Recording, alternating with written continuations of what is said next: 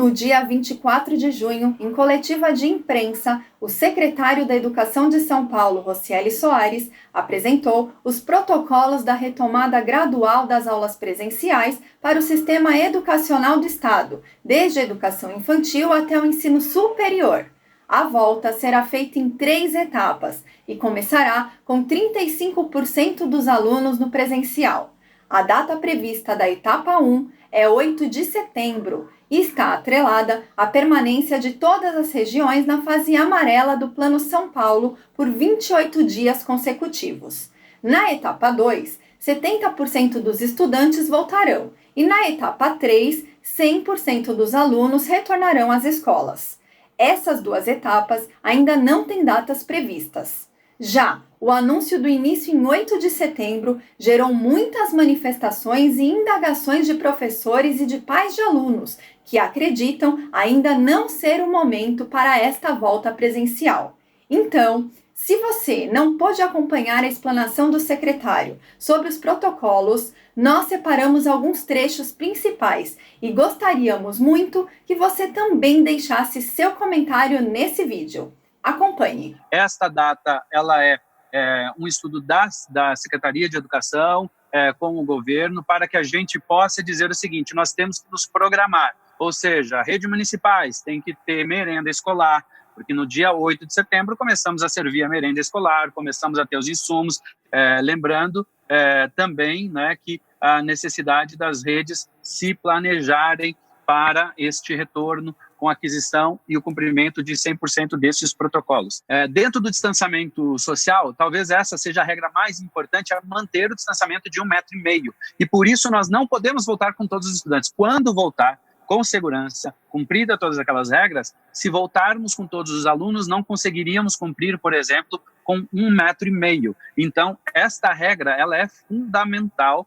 Isto vale, logicamente, com alguma exceção para a educação infantil, de novo, como já destacamos, né? Isto vale para todas, rede municipal, rede estadual e redes privadas, em todas as instituições. É importante que a gente está recomendando que se adote ainda ensino remoto complementar, porque se volta uma parte, a metodologia de acompanhamento dos alunos deve ser para todos, né? A parte presencial é que poderá ser para até 35%, que será definido pelas redes. Também tem uma questão importante da organização da entrada, né, evitando aglomeração e preferencialmente fora dos horários de pico do transporte público. Isso é importante, lógico que a gente tem uma distinção muito grande da realidade do interior para a capital, mas essa é uma recomendação importante. Feiras, palestras, seminários, competições, campeonatos esportivos, comemorações, assembleias, qualquer coisa desse gênero estão proibidas. Nós, inclusive, incentivamos as atividades sejam feitas ao ar livre, sempre que puderem, em espaços mais amplos e extremamente arejados. Ainda temos uma recomendação importante de que os intervalos dos recreios devem ser feitos sempre em revezamento de turmas, com horários alternados, para que não sejam todos os alunos. Ainda na etapa 1, que tenhamos menos alunos, não pode ser um intervalo onde todos estarão juntos no mesmo horário. E as atividades de educação física, especialmente, dando um destaque, que são importantíssimas, especialmente para o retorno, elas também deverão cumprir o distanciamento de 1,5 metro e, preferencialmente, sempre fazer em área livre, né, o mais ao ar livre possível. É importante dizer que aqui, no caso da higiene pessoal, nós vamos estar disponibilizando os EPIs necessários aos funcionários para cada tipo de atividade. Nós temos desde na educação a cozinha, nós temos o setor de limpeza, setores administrativos, com perfis diferentes, mas que são fundamentais estarem protegidos até para que protejam também as pessoas, né? O uso será obrigatório de máscara dentro da instituição de ensino, seja por funcionários, seja por estudantes. Também no transporte escolar e em todo o percurso de casa até a instituição. Dentro da sanitização, a gente tem a higiene dos prédios, das salas de aula, particularmente das superfícies que os alunos usam muito, como a classe, por exemplo, as mesas de refeitórios, as carteiras, né?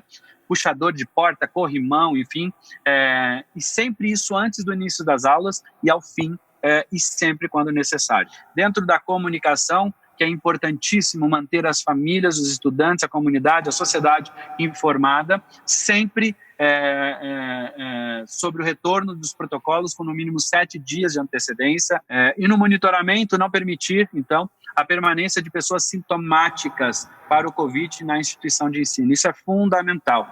Então, orientação primeira, tanto aos pais quanto aos responsáveis, para aferirem a temperatura dos estudantes antes de eles irem para a escola, ou seja, desde casa, sempre aferir a temperatura do seu filho, e caso a temperatura já esteja acima de 37,5, por exemplo, a recomendação já é ficar em casa. A recomendação ainda para instituições é que, tanto públicas quanto privadas, é que também façam a aferição da temperatura das pessoas à entrada. Por isso é importante, na fase 1, ter menos estudantes, para que esse procedimento não dê aglomeração na entrada, com horários distintos, e possamos fazer, por exemplo, nós na rede estadual estaremos comprando também equipamentos para fazer esta medição, por exemplo, né? E profissionais e alunos que fazem parte de grupo de risco devem ficar em casa, logicamente, realizando as suas atividades remotamente na primeira fase do plano, especialmente. Separar sempre, ainda um protocolo importante, que se o aluno for identificado com a temperatura, por exemplo, ou com algum outro sintoma, que ele deve se manter isolado até que o responsável venha buscar. Então, ter um ambiente, uma sala, seja da coordenação pedagógica, ou algum ambiente destinado para isso, para que a pessoa possa esperar até o momento do seu responsável, por exemplo, buscar, caso seja identificado um caso. É um protocolo que tem sido feito também mundo afora. A busca ativa dos nossos estudantes é um passo importante, nós já estamos fazendo, mas será muito intensificado daqui para frente. A identificação de grupos de risco, engajamento da comunidade escolar e o próprio monitoramento em todos os aspectos. Estamos em processo já para a aquisição, para a gente poder distribuir, fornecer máscaras, EPIs, termômetros e demais insumos que são necessários para o funcionamento das escolas. Durante o mês de agosto, especialmente, a gente vai estar trabalhando com a formação dos nossos profissionais de educação. A equipe da escola e os profissionais de educação vão ser formados, por exemplo, preparados para esse retorno, dentro dos protocolos educacionais, né, para o retorno pedagógico e o apoio pedagógico. A avaliação diagnóstica, que já está preparada, a gente vai fazer, inclusive, para que os planos de recuperação sejam individualizados, e o programa de recuperação da aprendizagem, já estamos produzindo materiais didáticos, apoiados também pelo ensino híbrido, ou seja, vamos usar o presencial, que é fundamental, mas também usando a tecnologia e com foco, sim, em habilidades essenciais. Este plano de recuperação, ele irá até 2022, porque a gente sabe que a recuperação será muito longa. A data base está clara, é 8 de setembro, mas isso tem que ser com o cumprimento dos 28 dias no amarelo, que a epidemia esteja já numa situação de controle, que já esteja com os indicadores decrescentes, e é muito importante que a gente siga sempre as orientações de saúde e que a gente tenha segurança para esse retorno, tanto para os nossos estudantes quanto para a nossa comunidade escolar de forma geral.